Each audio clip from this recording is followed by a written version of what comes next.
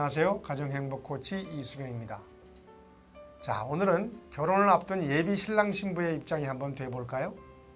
지난번에 살펴본 것처럼 남녀는 갈망의 시기를 지나 끌림의 단계에서 청혼을 하고 결혼을 합니다.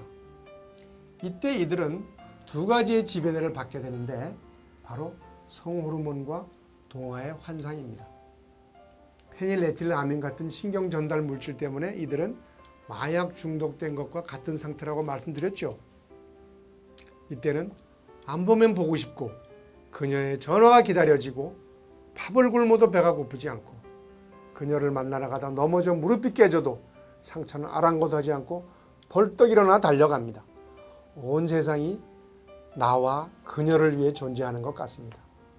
사랑을 주제로 한 모든 소설들이, 시들이, 노래들이 온통 나를 위해 지어진 것 같은 착각에 빠지죠. 단언컨대 나와 그녀가 주연 배우입니다. 소위 콩깍지가 씌인 거죠. 자, 성호르몬 외에 어릴 적 읽은 동화도 한몫합니다. 동화의 엔딩이 어떻게 끝나죠?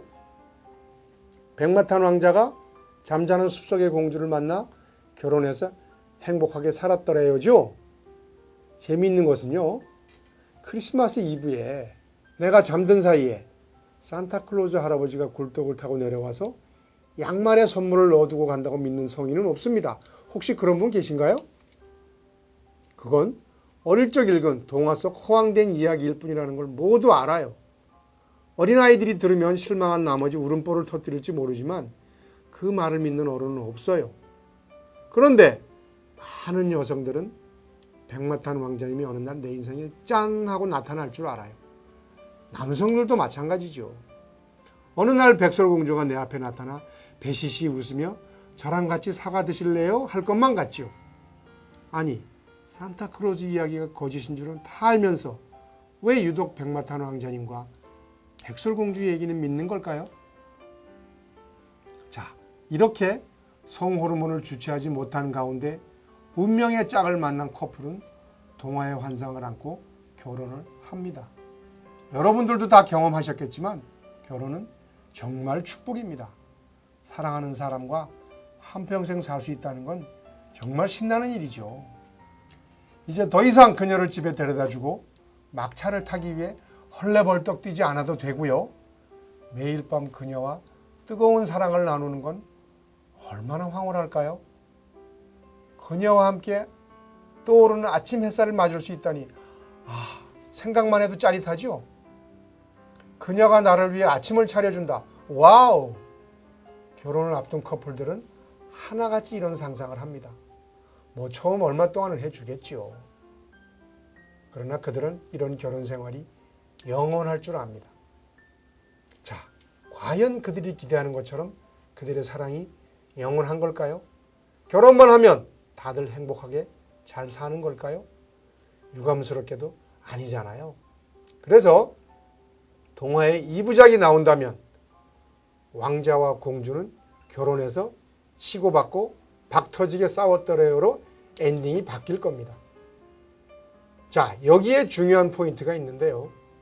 이런 끌림의 단계, 즉 마약 중독 상태에서 우리가 경험하는 사랑은 사랑에 빠진다고 표현하는 것이 옳습니다.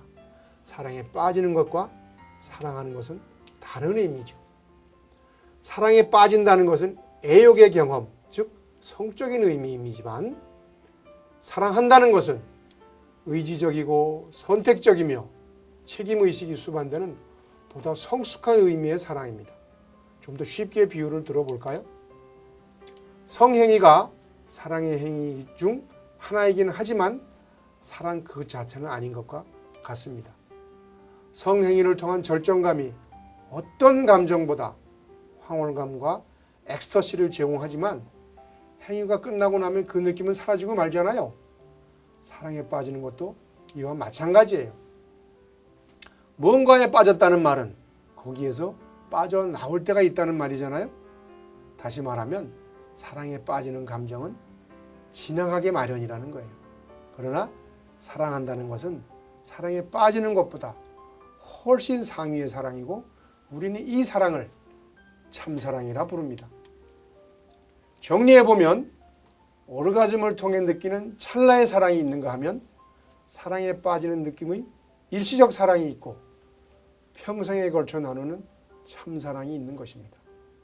우리는 사랑에 빠져서 결혼을 하지만 결혼한 다음에는 맨정신으로 사랑을 해야 참사랑을 얻을 수 있습니다.